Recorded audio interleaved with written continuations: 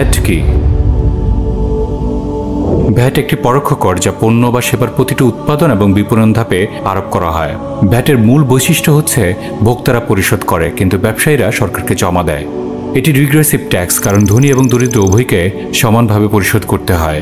তবে regressive tax মূলত এমন একটি কর ব্যবস্থা যেখানে ইনকাম বা সম্পত্তি বাড়ানোর সাথে সাথে করের আনুপাতিক হার কমতে থাকে। অর্থাৎ যারা কম আয় করেন তারা তাদের আয়ের তুলনায় বেশি শতাংশ কর দেন, কিন্তু যারা বেশি আয় করেন তারা কম শতাংশ কর দেয়। এটিই মূলত রিগ্রেসিভ ট্যাক্স তথা শোষণমূলক করের মূল বৈশিষ্ট্য। সহজ করে বললে মনে করুন পোশাকের ভ্যাট 15%। যার আয় মাসে 20,000 টাকা সেও 15%ই ভ্যাট দিবে, আবার যার আয় মাসে 5 লক্ষ টাকা সেও 15%ই ভ্যাট পরিশোধ করবে। ভ্যাট কেন বৃদ্ধি করা হয়?